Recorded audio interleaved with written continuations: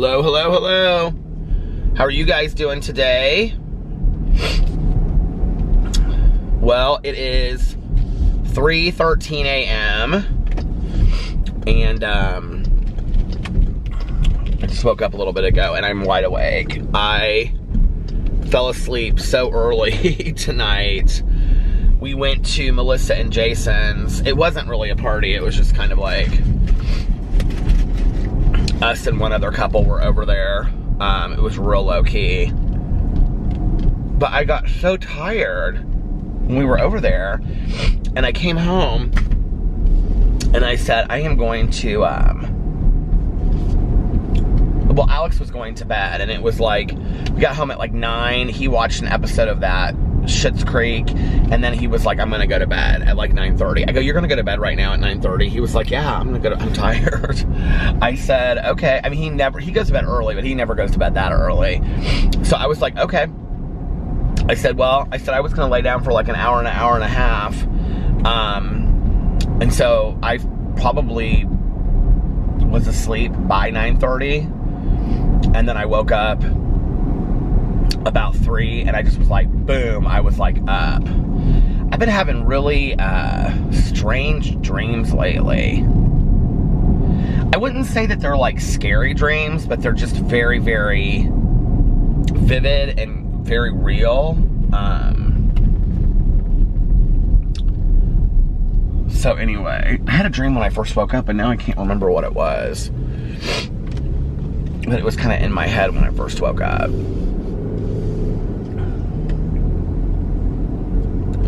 I just want to say, before I forget to say this, and I need to email her back. You guys, I get so many emails, it's really hard for me to keep up with them, which I love and I appreciate, but I read them. But then, like, when somebody sends me an email that's like 4 or 5 paragraphs, like, I feel really bad just responding and saying, like, thank you very much, or, you know what I mean? And so, I always mean to come back sometimes, but I just want to say, well, first of all, everything that everybody always sends is so incredibly nice. I really appreciate it. And like I always say, don't feel like you need to send anything. But Boo and Tucker are like obsessed with these comfort blankets Jennifer sent us that she made. The little crocheted blankets. Which incidentally kind of smell like her house, I think. There's like this perfume smell to them. And I think it's real comforting to Tucker because he's always smelling them. So anyway, it's so like wherever they're, it's so weird, I was going to say, but like wherever they are on the bed, like the blankets, because we'll like lay them on the bed. And then when Alex goes downstairs to watch TV, he puts them like on the ottoman. They lay right on top of each of these blankets. So I don't want to tell her personal story, but she emailed me after I showed them in the video, and there is like a really, really personal story. By the way, Danielle, if you're watching this, I think I did open the bracelet that she sent me, because she keeps on saying this, already, and I'm not sure if I opened it on a video or not. But if it's what I think it is, I need to go home and look, because I have it. I'm just thinking of this right now because I have it with like a card. If it's the bracelet that I think it is, and if it's the bracelet that you think it is, or that I think it is, there was something else in it too. But anyway, I will show that tomorrow. But Jennifer, there's like a whole backstory to why she made these. I almost kind of wish. Well, I'll have to email you, Jennifer, and see if you'll let me share the story, because it's a really personal story, and I can maybe share bits and pieces of it that wouldn't like identify necessarily who she is. But the backstory just makes it like even more incredible. And like I was telling Alex about it at brunch today, and he was asking me, he's like, now, is there a difference between like because she called it a comfort blanket. He's like, now, is there a difference between like a comfort blanket and a regular blanket? And I'm like, no, she was just, saying that it was like, a comfort blanket for Boo and Tucker because Pee-Pee was gone. But they love it. And last night, now what I do is, Boo Radley, like, lays on it, like, up by our head, his, but Tucker, like, lays in between us, and he kind of, like, goes like that at it, so I cover him with the blanket when he sleeps now, and, like, Alex said something about he wouldn't sleep unless it was, like, covering him. He kept on, like, trying to get it underneath him, and so we lay it over him now, because they're just these little blankets. They're, like, they're so sweet. Yeah. Boo and Tucker are sweeties. I think they're doing a little bit better. Well, I don't know that I think Boo really even gets anything that's going on in the world, but, which kind of makes him sweet anyway, but I think Tucker's adjusting. I said something the other day about pee-pee, and Tucker was sitting right there, and Tucker, like, turned his head, like, really quick and, like, looked at the door and was, like, you could tell he was, like, looking, like, so he still knows that name, you know? But anyway, we got up today, and we went to brunch. I cannot kick this cold. I'm, like, one day I feel really good, and then the next day I'm starting to feel under the weather again, and then the next day I feel really good, and then the next day I feel like under the weather again. But I will tell you what happened last night in a second. So, because I couldn't fall asleep last night to save my life when I got back home after vlogging. So we went to brunch. We had a good brunch. It was, you know, like we do every Sunday. And then we went to, then we came home. I was actually gonna do a magazine video for my Peter Monn channel, because I hadn't done one in, like, forever. But instead I decided to do, like, this Super Bowl rant video. It was fun. I had a good time doing it. But, and then I had done, so last night, was it last night that I got done with the vlog? Yeah, I went to Meijer and to Walmart, and I did, like, a shopping haul, and then I posted that on my review channel. And so then I was getting that and the vlog up today while we were gone at brunch. I was like, it was like publishing, or it was like uploading onto YouTube. And then I totally just remembered the dream that I was having. I don't know why. For some reason right there reminded me of that. But so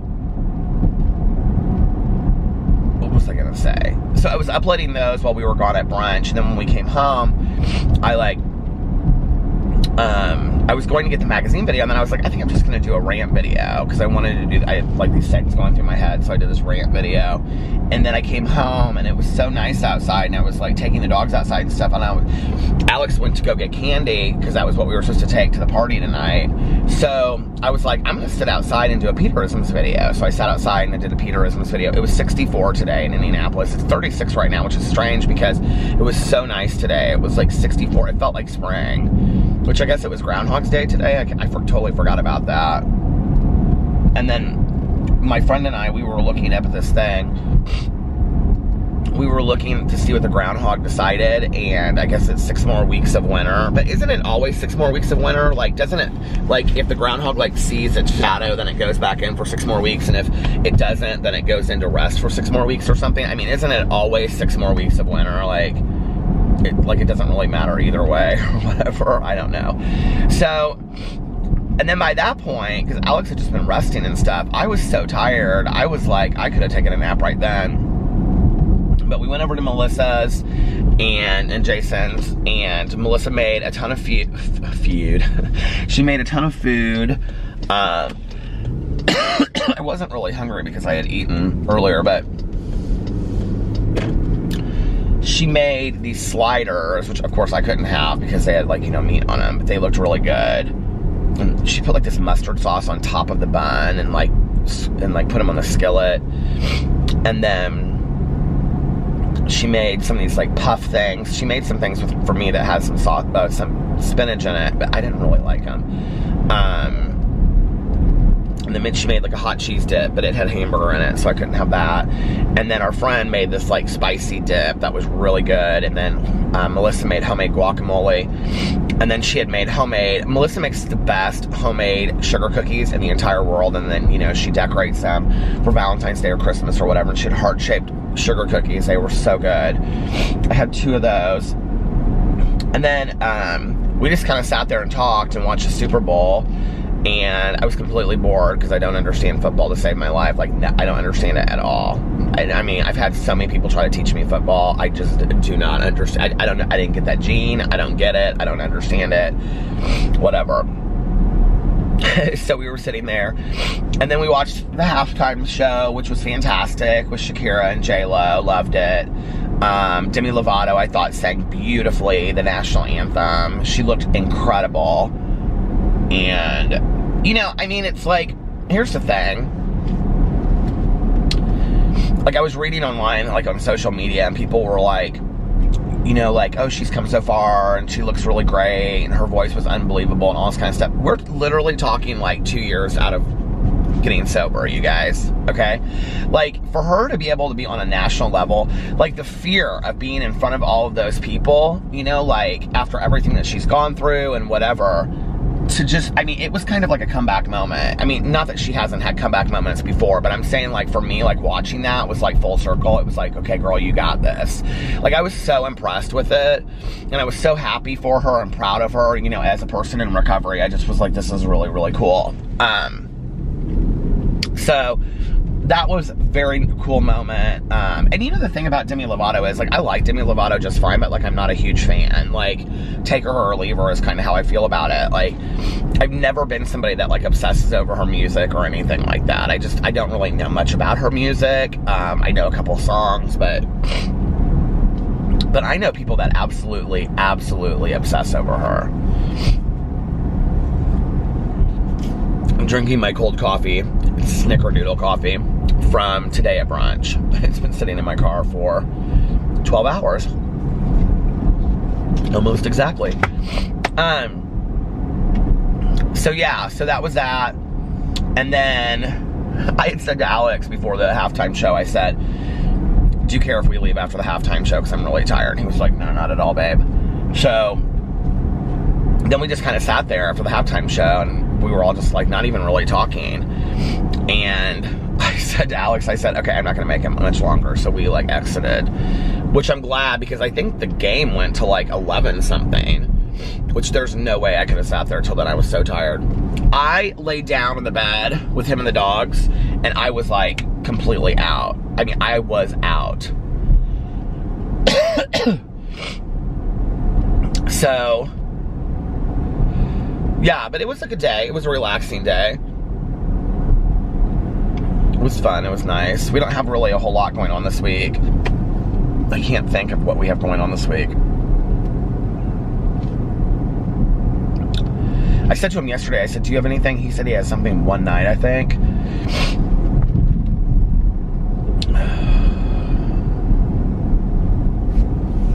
I don't know which night he said he had something to do. I can't remember. Our week always starts off with nothing, and then, well, Tuesday I have Tanya's birthday. Not her birthday, her belly button birthday, but I don't know if you've ever heard this before, but in recovery we call like your birthday, you're like you know, the day that you were born, we call that our belly button birthdays, and then, or your sobriety birthday. So her sobriety birthday was today, 24 years sober, and so, but she's getting her coin on Tuesday and celebrating her birthday then. So we'll go out to dinner afterwards and stuff, and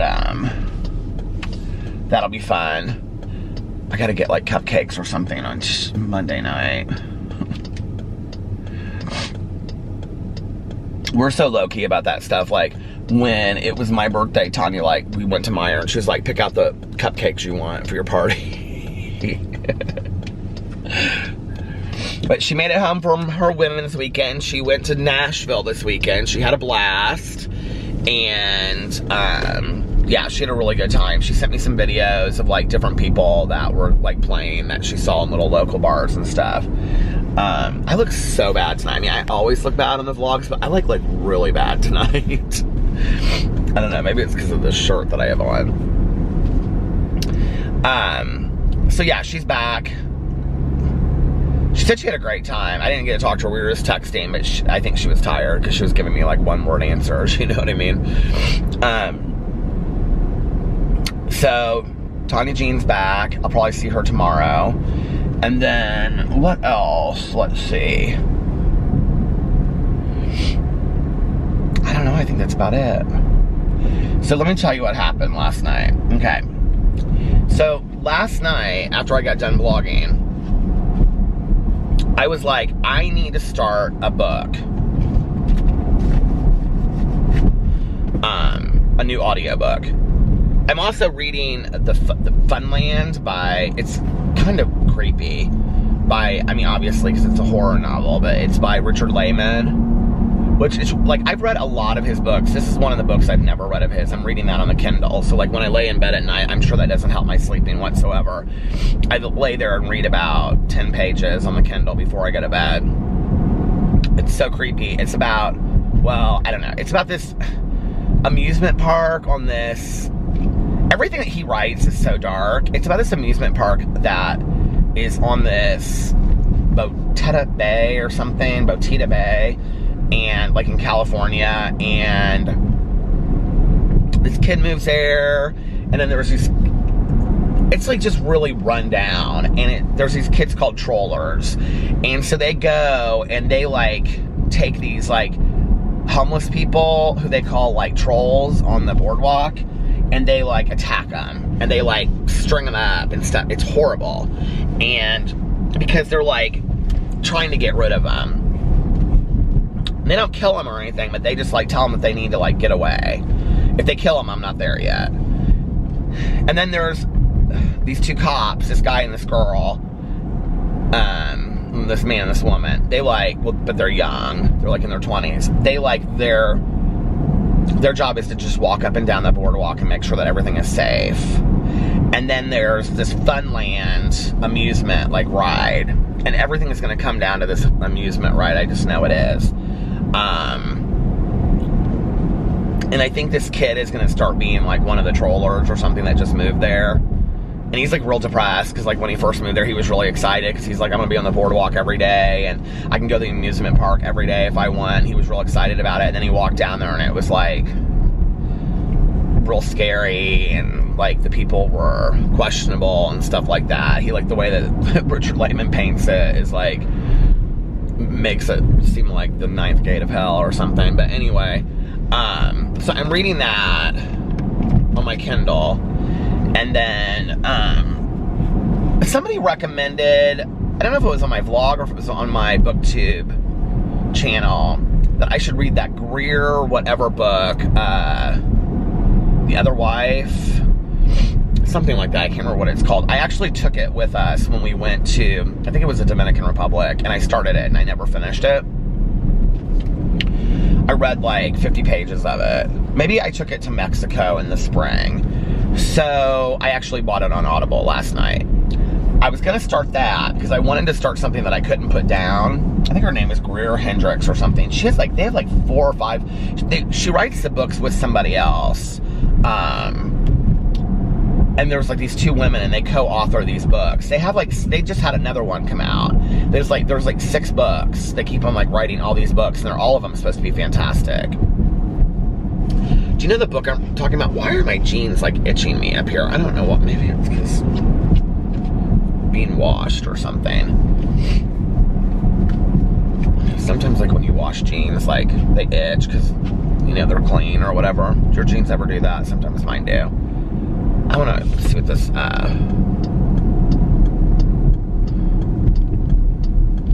what this, book is called, because I know somebody will ask, and then I won't have said it on here, and then I'll be like, okay, well, I don't know. I literally just bought it last night, so it'll be right at the top.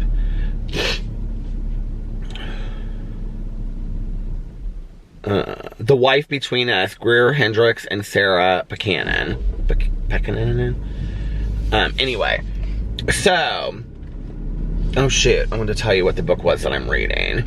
So I was gonna start that last night. I was like, okay, I'm really excited about starting this book, blah, blah, blah, whatever.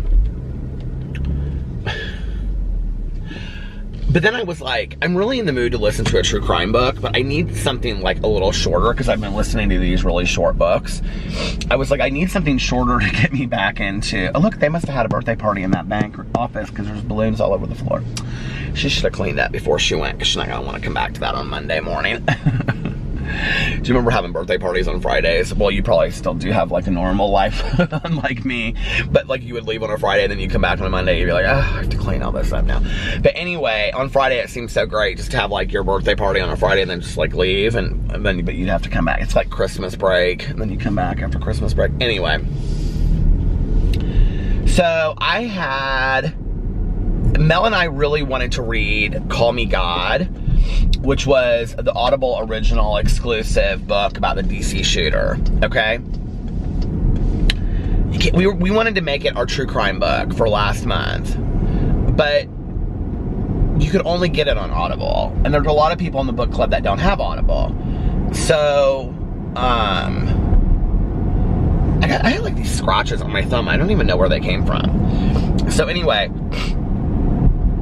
we decided not to read it. Well, I still wanted to read it, and I didn't know anything, and still don't know a lot about the DC shooter case. I don't even really remember, like, it's interesting, like, as I'm listening to it, because it took place in 2002, which, you know, in regards to my life is, what, 20 years ago? But still, I mean, it's rather relevant to my lifespan that you would think that I would remember, you know, that part of my life. I don't really remember a whole lot about it. So I start this book last night. Okay. First of all, it's written by Jim and Tim Clementi. Now, that might not mean anything to you, okay? But Jim Clementi was one of the investigators on the Golden State Killer case and is a huge part of the I'll Be Gone in the Dark, One Woman's Obsessive Search for the Golden State Killer by Michelle McNamara. And he's also a part of the Audible exclusive book called Evil Has a Name by Paul Holes, who is the lead investigator on the Golden State Killer case, okay? Jim Clementi is a serial profiler at the FBI, and his brother, Tim Clementi, also works for the FBI as a behavioral analyst specialist, and I think he's a profiler too. So, but he's also a sniper, like he's a trained sniper, his brother is. So this book is written by the two of them, but it's told exactly like Evil Has a Name. It's like a documentary, like you're listening to. Well, you know, I had planned to only listen to like 15 or 20 minutes of it last night before I was going to go to bed. And I was like an hour and a half into this book by the time that I went to bed. And I was like wide awake because it talks about 9/11. It talks about, like, it was so interesting what they were talking about with 9/11 and that, how the FBI responded to, I mean, I didn't know some of this stuff, how the FBI responded to 9/11, and that because their field office was in Washington, D.C., that their job was to protect and serve the Washington, D.C. area as the FBI. And so, like, which, that makes sense, right? But I mean, they're FBI stationed in Washington, D.C. And so, like, when the Pentagon was attacked, like, their job was to protect the Pentagon at any cost. I mean, the way they describe it is so interesting. It's gonna stop, hold on. Okay, the way they describe it is so interesting and, but like frighteningly real too, because they go in and they talk about how they're like, it was like 63 days or something, I think they said, that they were clearing rubble from the Pentagon, and they had like, there were some specifics that were a lot. Like, they had two different kinds of buckets, and one bucket was just like a regular bucket, right? And so if you found like a wallet, you would put it in this regular bucket. But if you found human remains, you asked for an orange bucket. And this, I think it was Tim Clementi said that, like, you know, as they were digging through stuff, I mean, they were trained to work in this field, but these were people, like, they went in and they looked around, like, they had this meeting where they told them, like, for the next 60 plus days, like, you are off all your cases, like, you're only focused on finding out who did this. And he said in there, you know, we looked around and it's like, oh, no, this was this Fitzgerald guy that was another investigator. He was like, we looked around and he was like, you know, we were like people that were working on serial killer and, you know, missing kid abductions. Like, we didn't have any idea about counterterrorism. And it goes in this whole thing. And then that leads into how they were trained then to identify and figure out who the DC shooter is. It's so interesting. I did not know. I had no idea that, I mean, like, okay. I think sometimes, like, in reading, like, I was, like, last night I laid in bed, then when I got home, and I was on Audible on my phone, and I was just going through the nonfiction. This stupid camera. Come on, focus camera. I'm gonna have to turn it off and start it all over. Hold on. Okay, sorry about that. Sometimes, like, okay, so I was going through the nonfiction section, and I was just looking at all of the books, and it was like, it was interesting, like, how the books are kind of siphoned out in the nonfiction. Because if you get on Audible online, you can look it up by, like, true crime or finance or biographies or autobiographies or whatever, right? But when you're looking at it on your phone, it just has them all together. So it would be like, you know, oh, I don't know, what's the one, the Tao of Pooh, and then it would be next to Rich Dad, Poor Dad, and then it would be next to, you know, like, some serial killer novel, or not, some serial killer book about, you know, the husband that killed his wife and kids, and then it would be next to, like, How to Be a Millionaire by 40. Oh my God, what is going on with this camera tonight? Seriously?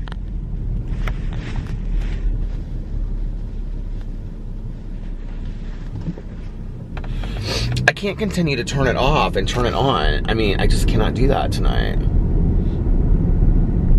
Hold on. Okay. I know this is going to sound strange, but I really do think it has to do with the shirt. It's like whenever I wear this color shirt, this like bluish, it's like this bluish gray color, right? Whenever I wear this shirt, I always have problems with my camera. Do you remember this back in the day?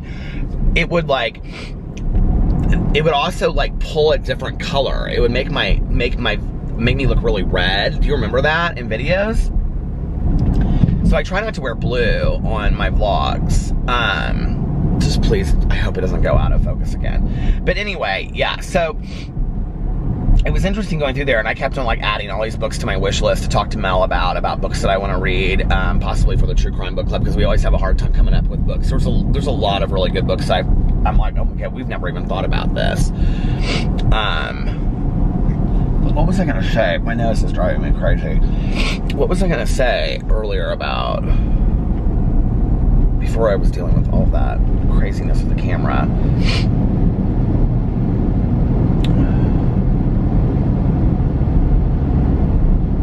I'm gonna say, hold on, I can feel the thought turning in my head. Oh, okay, so I got there. But you know what's interesting is that, like, when you're looking at true crime books, or when you read true crime books, if you're somebody like me that like loves to read it, right? Well, I like to read it for several different reasons. Number one, it's fascinating to me. Number one, there's a scare factor to it, because it's truer than true, obviously, you know. Number three, I just have some fascination about it. You know, I think there's a lot of people that are very, very fascinated in the whole, you know, true crime element. It's huge right now in our society, right? But I think there are some true crime books that I think are really important to read to understand, good or bad, I think, to understand things about society that will help us, like, as we go forward, if that makes sense, like, understand things about it. Like, there's a lot to be taken from it. And in reading about the DC, or listening to this book about the DC sniper, what's interesting is, it's interesting to hear about, like, how all these different forces of, like, the police and the FBI and stuff, you know, like, this is now, like, my 4th or 5th book that I've read in a year, and talking about you know, I think on TV and in movies, there's this portrayal that the FBI and the police don't ever work together. You know, that the police, it's like their jurisdiction, and then as the FBI come in, it's their jurisdiction, and then they take over. And there's this very much like, you know, like, I was going to say something, but it's rather crass. You know what I mean? Like when, like, who's got the bigger, you know what kind of thing.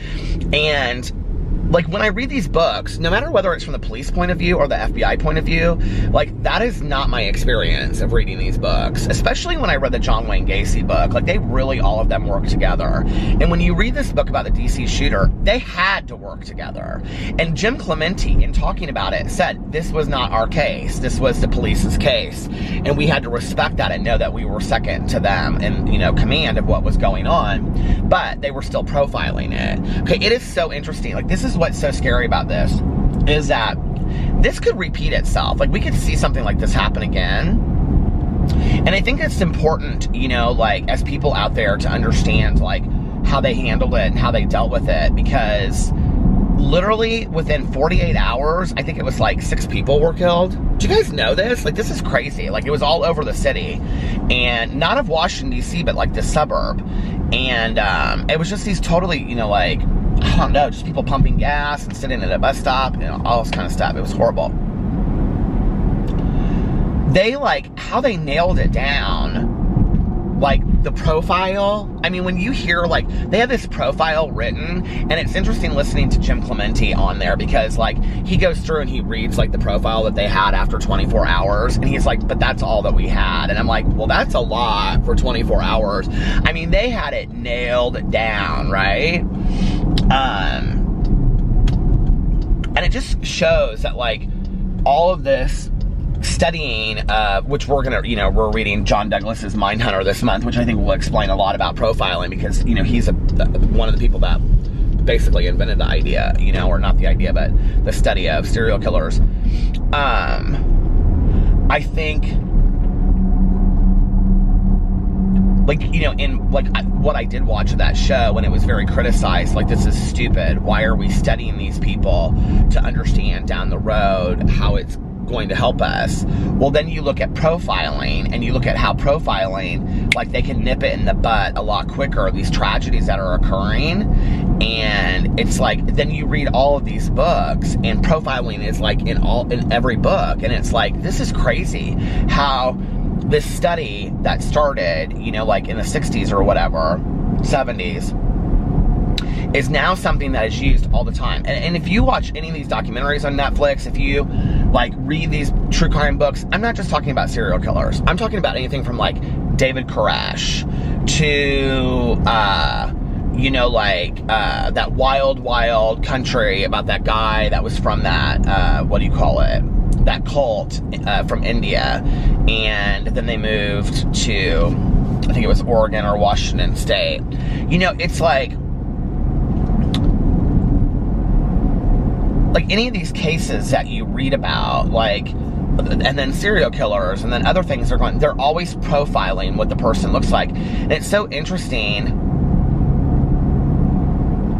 to hear about how that, like, how they, like, studied to get to be that, and now how they, like, apply that to their practice. And then how they, you know, applied it to, like, counterterrorism with what was going on with 9/11 and things like that. It's just unbelievable. It's just absolutely unbelievable how it all works together. And it's, I mean, you're talking about some, like, really, really, like, genius people. They're so smart, you know? I don't know. It's just really interesting to listen to. So I'm completely obsessed with this book. If you want to read it, it's called Call Me God. It's about the DC shooter, and the reason that they titled it Call Me God is because snipers are profiled as having this God complex, because they're always standing up looking down at something or across at something, and so they have this God complex. Okay, I have to tell you what is interesting about this. They always have this God complex about taking somebody's life. Okay, so I'm immediately, as I'm hearing this in the book, thinking about the Kennedy assassination, right? That was something I grew up having to hear about. My mother was obsessed with that case. She did not believe it was Lee Harvey Oswald. she thought the whole thing was a setup. My mother was a conspiracy theorist like nobody's business, okay? You could not talk her out of that. And I even said in her eulogy, I said, she finally knows. I said something like, you know, she finally knows what happened to, you know, John F. Kennedy. Because she was, I mean, my mother was a complete conspiracy theorist when it came to stuff like that. And she was one of the biggest Kennedy fans ever in the world. But I was thinking about that, you know, the idea of not it just being assassination, but it basically being a sniper, and this idea of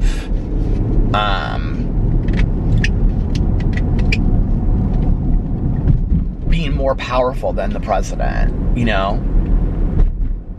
And then I was thinking about like the Virginia Tech thing, because when we were reading Columbine last year, that Virginia Tech thing was a huge, like they referenced it at the end of it, that he said in his manifesto that he was like influenced by them, by the fact of what they had done, you know? Like, that's so scary to me. I don't know, it's just...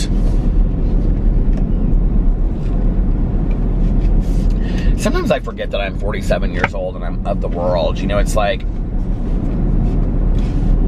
I still like think I live in this very...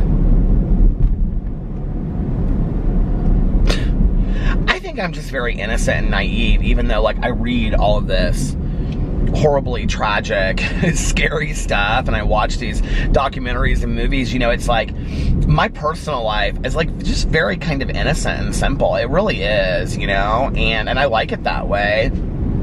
And that's probably why I do seek out some of that stuff to read and watch the movies and whatnot, because it's interesting to me. But like at the same time, it's, I don't know, like my life isn't like that. I have to tell you guys a funny story. This is totally on a side note, but I was thinking about like, you know, this simple life that I live. So, I think it was my friend from high school. She sent me like a box of goodies. I showed it on here, right? And one of the things that she sent me was this like bird feeder. If this camera is going out of focus again, I'm gonna lose it. There. But one of the things that she sent me was like this face, right? And it was like all this bird seed, because I had mentioned in here that when I was a kid, I think it was like when I was in kindergarten or something, we made these like homemade bird feeders that you could hang like in the woods, because we had like, you know, a lot of trees in Indiana when I was growing up. Okay, we still do, but anyway. So we took these pine cones and we like, I was like, are those people walking out in the middle of the night? What are they doing? But anyway, we took these pine cones. I should do this. And then we took peanut butter. I need to actually look it up to make sure I'm doing the right thing. But we took peanut butter, and then we, like, I can't remember what we did. But I think it was peanut butter. And then we put it all over this pine cone. And then we rolled it in bird seed, right? So that in the cold, the birds could come and they could have something to eat and all that kind of stuff. And then you would have like this pretty little bird feeder out there, right? And it was all, you know, natural and au natural. And you could sit there and, you know, watch the birds eat. And then it was like they were eating bird seed and whatever. So I don't know if they can eat peanut butter, but I'll have to like look that up and see how you do it. Well, my friend had sent me one of those. I unboxed it on my vlog and I showed it, okay? So it sat and it sat and it sat on an island forever, and I never did anything with it, right? So last week, I took Boo and Tucker outside, and it had like a ropey cord on it. It wasn't like a thin string. It was like a ropey cord, okay? That was like this long, that like tied, and it was like the ring was like this long. So I go down to the edge of our like lawn where the wood starts. And we don't have like a big woods. I mean, it's literally like probably 100 feet to the road behind us, which is just like this little neighborhood. Oh no, it's probably more than that. I don't know. I mean, it's probably the width of like a 4-way highway, something like that, maybe 6-lane highway. So anyway, I mean, there's huge trees and stuff there. So I find this tree, because I can't really find any that aren't super high for me to hang this thing on. So I find this tree, and it's kind of bent over, right?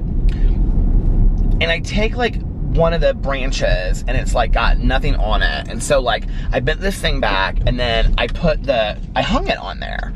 I mean, it was solid. The branch it was on was like this thick, okay? And like hard, like it wasn't like gonna snap. It wasn't gonna break. It was like a hard thing. And it's still there. still hanging there, okay, the branch. Well, I go out today. Now, I know none of my neighbors walk out there. I know they don't, okay? We've only got 2 neighbors, one on either side of us, and I've never seen them walk down there before. So, I go down there today, because I was standing up on the patio when I took the dogs out, and I was like, I don't see my thing down there anymore. And so I started walking down there, and I was like, where is it? So I'm standing there looking at this tree. It's not on the tree. I'm looking all over the ground. It's not on the ground. I'm like, you know, messing the leaves up with my foot. It's not, I mean, it is not on the ground anywhere. It is nowhere around this tree. Do you guys think an animal could have gotten it and taken it and like ran with it somewhere? Like a squirrel or something? I mean, it's pretty heavy. It was like that big. I mean, it wasn't light. Or unless they ate it all. But the string's not on the thing anymore. And what was really weird was, for the week that it was out there, there were times that I would look out there and see it. So it just had to have happened in the last 2 or 3 days. And I never saw it out there. Like, I just got real sad all of a sudden because the last night of our pageant that I judged this last summer, was right, we went to go to dinner right along here in Zionsville. That was one of the best experiences of my entire life, hands down. I just loved that so much. I made such great friends that I haven't really talked to since, but I mean, we're all friends on the Facebook and Instagram and stuff. I don't know why I had such an emotional response to that. But anyway, what do you guys think happened to the mystery of the bird feeder? I don't know what happened to it. Do y'all remember Mrs. Birdie? Seems like so long ago. See, I'm gonna get real sad.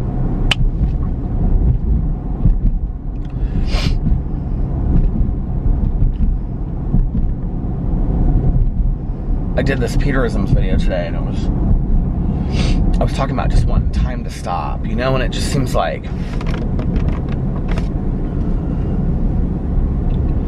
I mean, I find myself sometimes thinking, like, I wish I would have just, like, been at home more and spent more time with Pee-Pee, but, like, I spent so much time with Pee-Pee, you know, like, I mean, unless we had just kind of been shut-ins, I don't know what else, how much more time I could have spent with him, you know?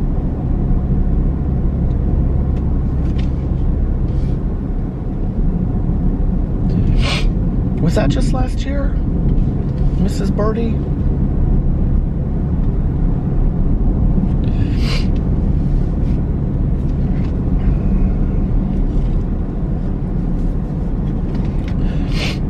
Oh, man.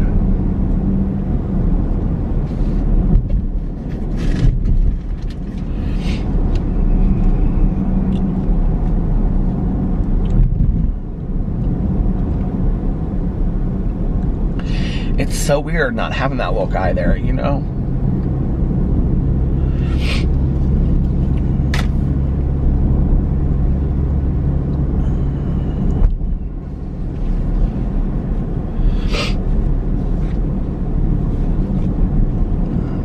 I find myself, because, you know, at the end, because of that Lasix or Salix or whatever it was called, like, you know, the last 6 months, he just, like, could not hold his urine, and so he would drink water and then just, like, walk a foot and just, like, pee on the kitchen floor. And we would always be like, it's okay, Pee-Pee, it's okay, you know, because he'd be so embarrassed, he'd just look up at us. And I find myself, like, walking through the kitchen now. I mean, because Boo and Tucker are so well trained, you know, and I find myself, like, walking through the kitchen and, like, looking down, like, is there urine on the floor?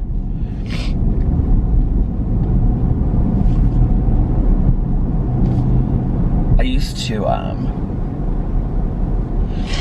when I would leave the house, you know, Boo and Tucker we put in their crate, their house. And,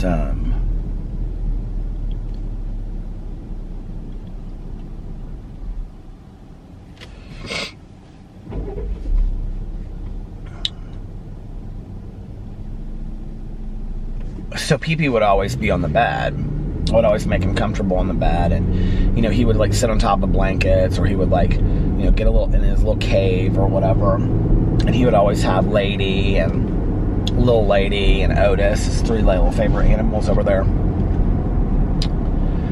And, you know, I would give him, like, all these kisses on the head, and then, like, as I walked away, I would, like, turn around and give him, like, another kiss, and, you know, get to the bottom of the first landing of stairs, and I would look back up, and I would just see him sitting there. He would just be sitting there staring at me, you know? And so I would run back up and give him another kiss, and it was, like, weird. The other day I was leaving the house, and, like, I ran up to give him another kiss, and I just kind of, like, stopped at the top of the landing, like it didn't even occur to me, you know? Like, that he was gone.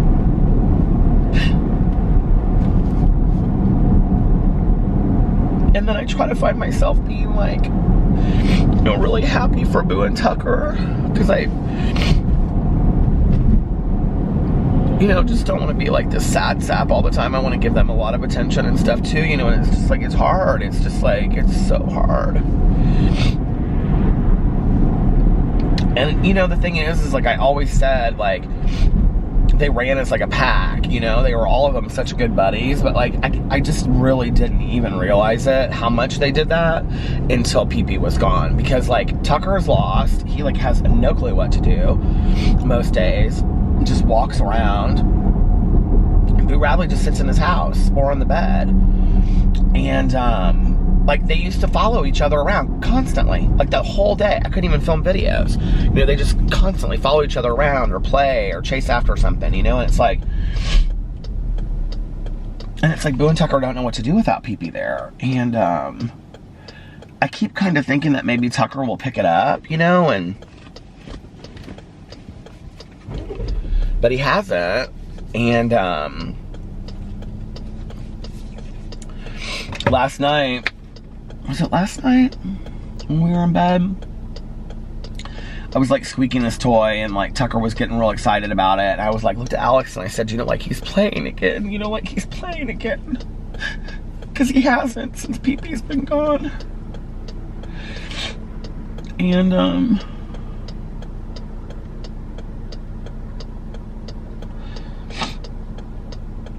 you know, back in the day I could like squeak the toys for like ever, and play with him, you know, and if I squeaked it like 3 times, he'd play with it for 15 minutes. He'd just, you know, be obsessed with it.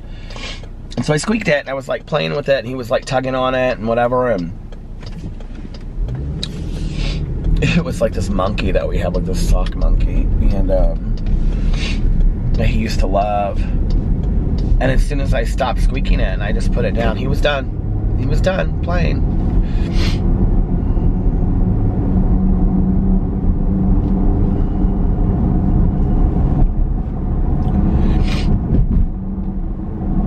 They used to do this thing, all of them, and PP was the one that started it, where they would lick stuff. It was so funny because we were at Melissa and Jason's tonight, and they had these pads on the floor, these plastic pads. Melissa ordered them from somewhere, but anyway, it's like you put like cheese and peanut butter and stuff on them, like you just like wipe it across, so it has the taste of it on there. But then dogs lick these. They're like these soft plastic things. Have you guys seen these? They're fantastic. I told her, I said, we need to get those. But I need to get one of those thunder coats too before the next time it thunderstorms, because Boo Radley just gets so scared.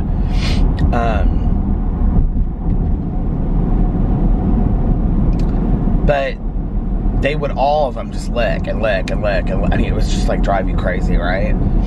And when PP passed away, they stopped doing it for a while. And just like the last 2 nights, well, Boo Radley always has like licked Tucker, like his back. Like the vet says it's like his way of kissing him. But just in the last, I don't know, maybe 3 or 4 nights, Tucker has started licking again. So I don't know if that's him being more stressed out or calming down. I mean, I've heard both things, you know, that it means that they're stressed. I've heard that it means that they're not stressed, that they're calm. I don't know. All I know is, you know, it's just weird. I know, like, I find myself, like, I've said to Alex, like,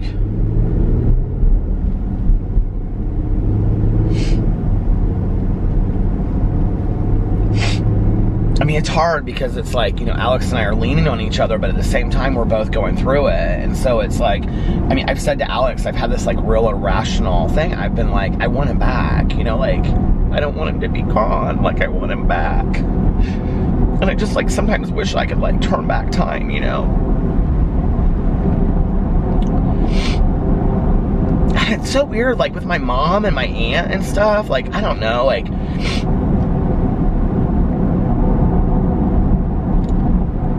the realization that they were gone was pretty real for me. Like, I knew that, you know, like I didn't have that kind of denial. But like sometimes I come in the house and it just is like, you know, because Boo and Tucker are in their crate. So Pee-Pee would come running down the stairs. So if it was Alex, if it was me, whoever came home first, Pee-Pee would greet us.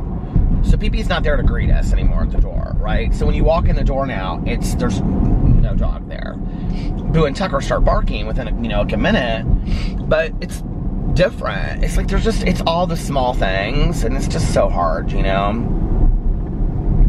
And at the same time, like, it's gonna stop, hold on. Okay, at the same time, like, I feel so incredibly grateful for the fact that, you know, I had the time that I had with him and the experiences that I had with him. But I don't know, it just feels like it's weird that it's over.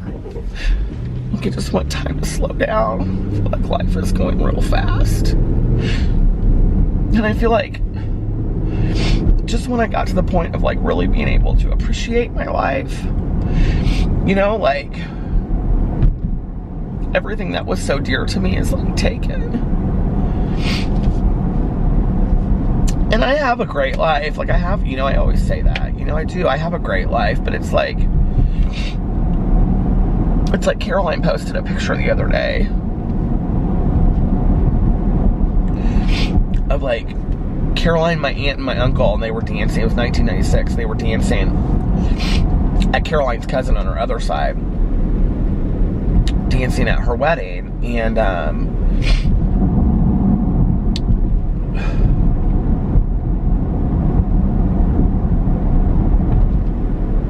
don't know, it's just weird to me. It's like,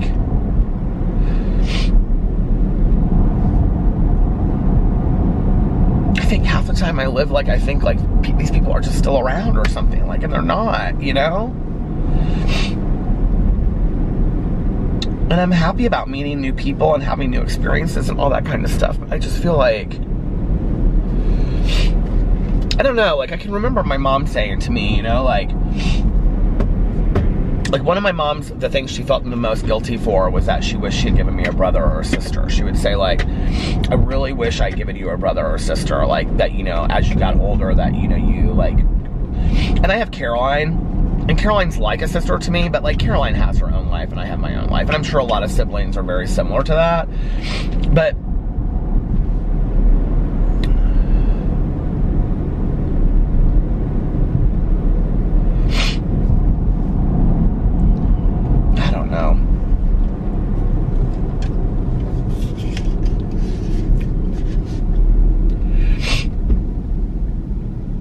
I sure didn't feel sad when I left the house tonight. I don't know what happened.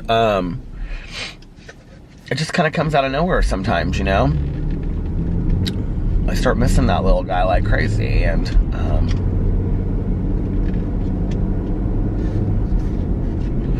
he was a pretty magical thing. He was a pretty magical dog.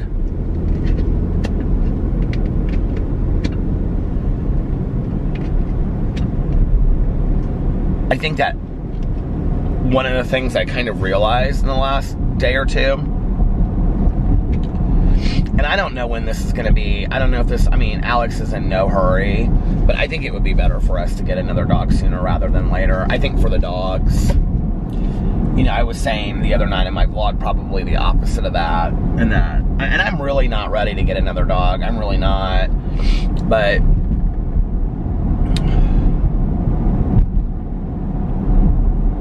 at the same time, it's like,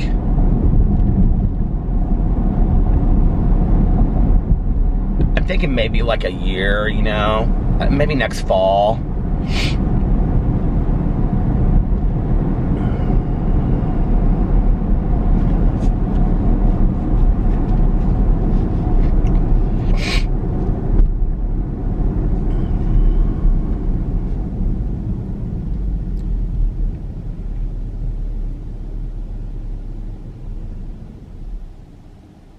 I just can't believe I'm never going to see that little guy again.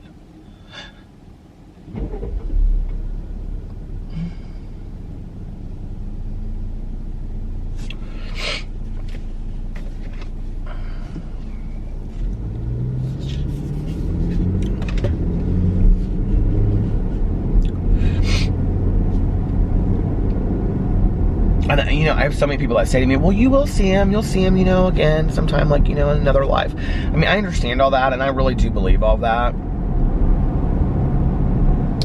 But at the same time, it's like,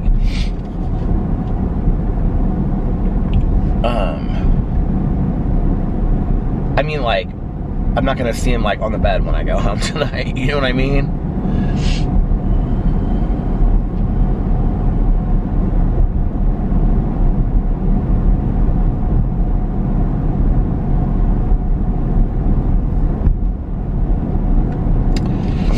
Anyway, I love you, PB.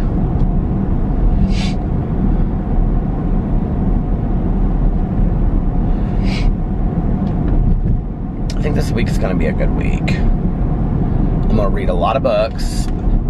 My goal, are you ready? Okay, get ready. My goal for this week is to read 3 books, because then I'll be like ahead. You know, I don't know how I'm going to do that, because I'm going to try to get Mindhunter done one of these weeks. But then I'll be ahead, because my goal is 8 books for the month of February. Which, if I read, Lord, we're going places, aren't we? If I read 8 books for the month of February, then I'll be at 17 by the end of February. If I read 9 books, I'll be at 18, which is almost like half the books that I read for 2019, which is crazy to me that I was such a slacker when it came to reading last year, because I'm really loving reading right now. I'm having so much fun listening to audiobooks, reading the books. I've got a couple of physical copy books out too, and I just kind of like, with the Kindle, I just like pick it up and I like read it, you know, like while I'm sitting there and whatever. The audiobook I've been like, all my audiobooks I've been like listening to, like I've had it on like, you know, speaker on and stuff, like while I've been like walking around the house doing stuff during the day. And can we just say that I filmed 5 videos yesterday on 5 different channels, 4 videos today. The only channel I didn't film on today was my BookTube channel, and that was because we were going to be running late to Melissa's, or I would have filmed that. So I'm like, Peter's getting stuff done and enjoying it and having a blast, and that's the important part, you know what I mean? So yeah, I filmed on my BookTube channel 3 days in a row. I was proud of myself, because I love that channel and I miss not filming over there. So my goal is to continue to film throughout the month over there on my BookTube channel. So I'll talk more about the Call Me God book over there, and you guys can go check that out if you want to. It's really good though, if you guys like true crime, because we're definitely not gonna read it for the True Crime Book Club. So if you have Audible, I would highly, highly, highly, highly, highly recommend it. It is that good.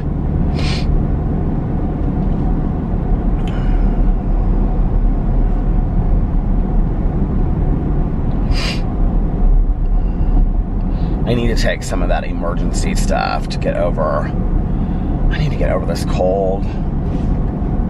Well, I don't think this weather helped me at all today either, because it was so nice out, and of course I wore the Birkenstock sandals, which I haven't been doing, but it was so nice outside that I think I was just like, you know, then I feel good, I'm wearing a t-shirt and jeans and my Birkenstock sandals, and then it's 34 degrees, and then, you know, tomorrow it's supposed to be like something, and then like on Wednesday, Alex said it's supposed to snow or whatever. This crazy weather we've had this year, I don't really think we're gonna have any kind of like serious winter precipitation in Indiana.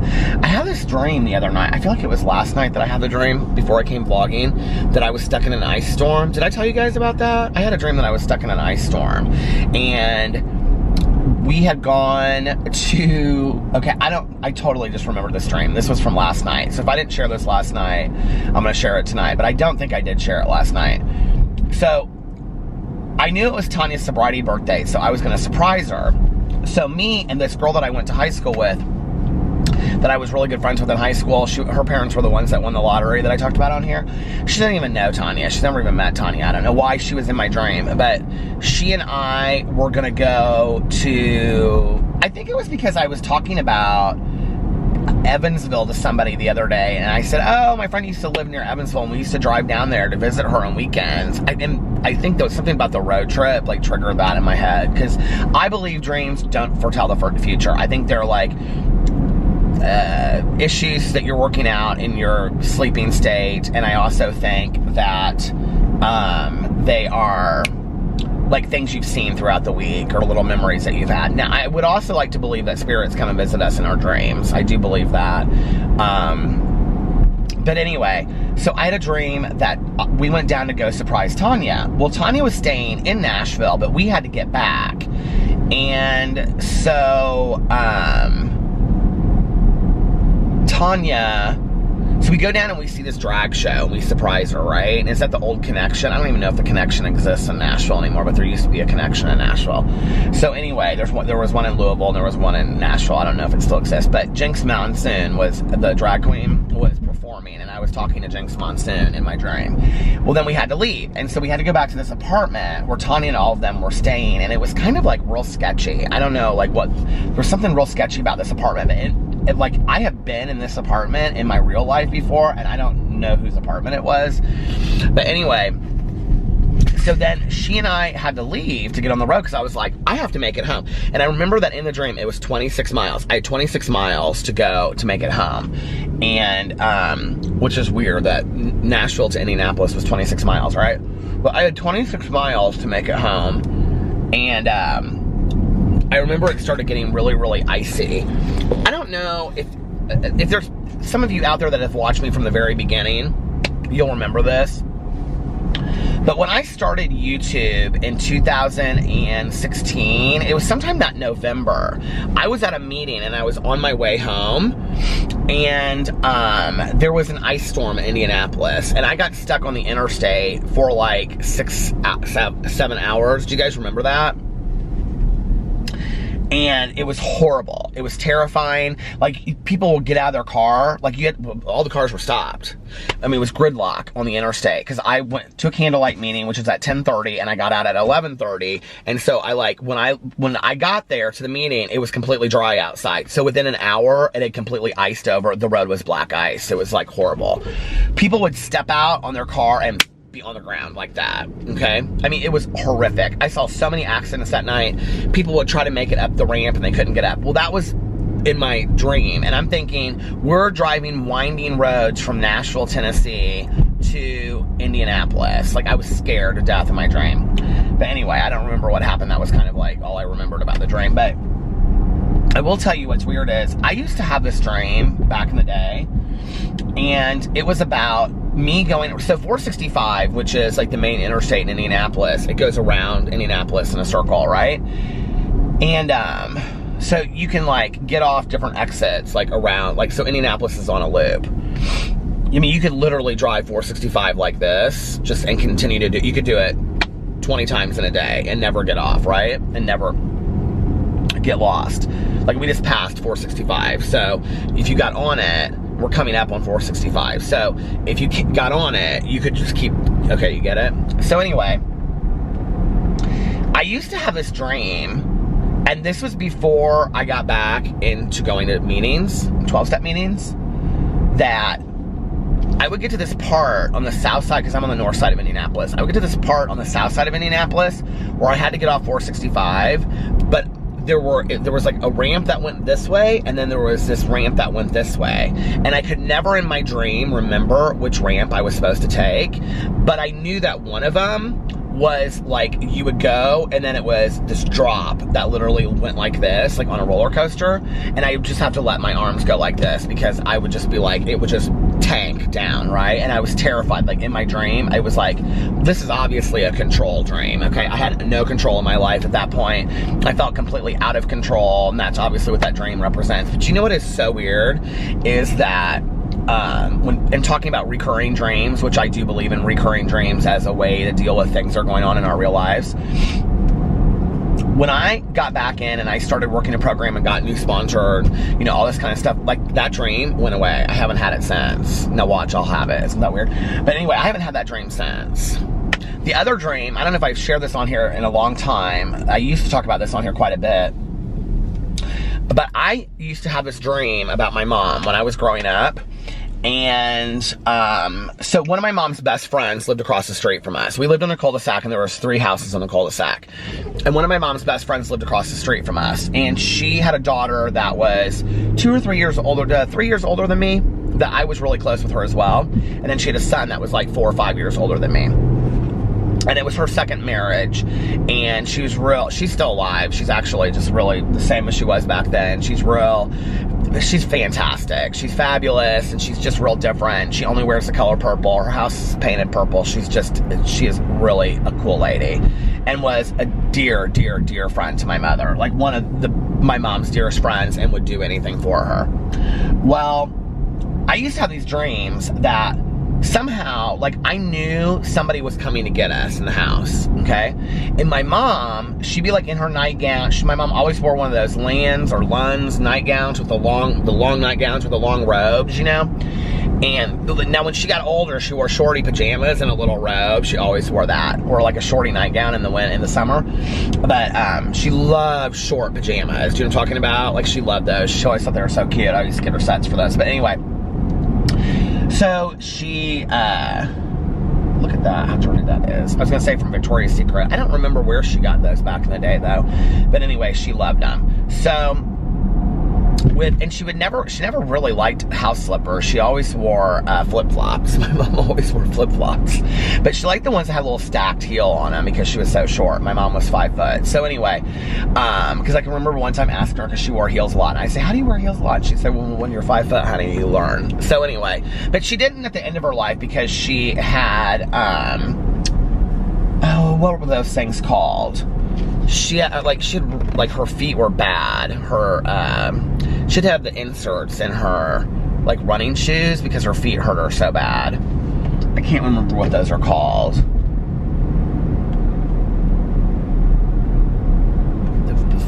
Something fasciitis or something. Plasial fasciitis. Do you know what I'm talking about? Am I talking about her feet? Am I the right? Okay, but it has something to do with, like, the curvature of your foot. She'd have these things made that were like these molds for her running shoes so or tennis shoes so she could play tennis because her feet hurt her so bad. So anyway, but I would have this dream that I knew somebody was coming to attack us, okay, and kill us. I didn't know who it was, but I knew they were. And in my dream, my mom was kind of just zombified. She was kind of like, just like here, and then here, and then here. Or like, not like a zombie, but she just was like not coherent, right? And I couldn't like get her to be coherent. And sometimes we would make it to the garage, and she would get in the car, and I mean, I can remember having this dream when I was like 8 or 9, and like getting, you know, down the street, and like, I'd be like this, you know, in the car, not knowing how to drive a car, and then something would tell me to come back, and then I can remember, you know, later in life, like some of the times with the dream, I mean, I had this dream a lot. Sometimes I would make it to my neighbor's house, and I would be like underneath the window, creeping out, looking, and her drapes would be closed, which was weird because we never closed those drapes. And I would see my mom like standing, walking back and forth, and somebody stabbing her and stuff. It was horrible. My mom, when she got sober, I never had that nightmare again. Never. I have never had that nightmare again since my mom got sober. Is that not so weird?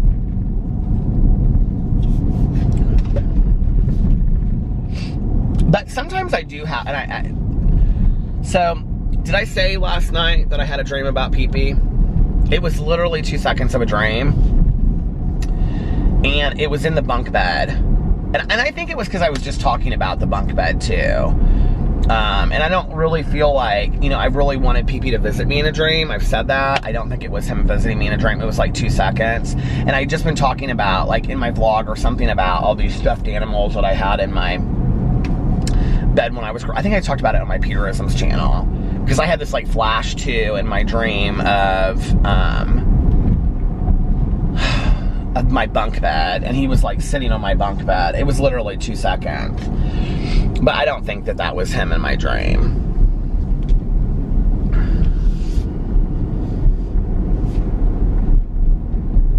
I don't know. What do you think of dreams? I used to love to like interpret dreams and have the dream interpretation books and stuff like that, but I don't know how much of that I believe in these days. You know, I believe, like I said, that I think there is a lot to dreams. I really do. I think there's a lot we don't understand. But speaking of the afterlife, I do want to say this. Has anybody read this book by this neuroscientist or neurologist or whatever that like he died and he was like comatose for like 11 days or 11 minutes or something, and then he wrote this book about what he experienced on the other side? I'm getting this book. I saw it last night in the nonfiction section of Audible, and I'm getting it. I want to read that so bad. I need to do that tomorrow. I got to remember to do that. So anyway, okay, listen, you guys, I'm going to get off here because I want to listen to a little bit of my audiobook. Oh my God, and my battery is dying. It just started flashing. So I'm going to get off here now. But I hope you guys are having an amazing Monday, unless you have other plans. But like I always say, don't have other plans. Make the most of your day. Do something positive today. Do something enjoyable. Do something that will make you remember what is the 3rd of February. But also just relax and take care of yourself. And put some good out there in the world today. And if nobody else has told you, do something that will make you proud of yourself down the road too. And if nobody else has told you this today, ask yourself this. This is something I ask myself every day. What is something I can do today that when I look back on my life 5 years from now, I'll be like, I'm really proud of myself for doing that and making that choice that day. Whether it's like starting a diet, starting to walk, starting to write a book, starting a garden, whatever, you know? Okay, and if nobody else has told you this today, I love you. Make sure that you look at yourself in the mirror every single day and you say, I love you. You are valuable. You are important. You matter. You are worthy. You are beautiful. Today is going to be the best day ever, and 2020 is going to be an amazing year, and you have to believe it. You have to believe it. And most importantly, make sure that you pass it on to somebody else and let them know how much they matter to you. Just pick somebody out at random, call them up, tell them when you see them in person and say, you know, you really mean so much to me, and thank you for being in my life. And practice random acts of kindness today. Just one. That's all you have to do. If every one of us did one random act of kindness, can you imagine what the world would be like? Anyway, I love you guys, and thank you for watching, and I will see you tomorrow. Bye. Love ya!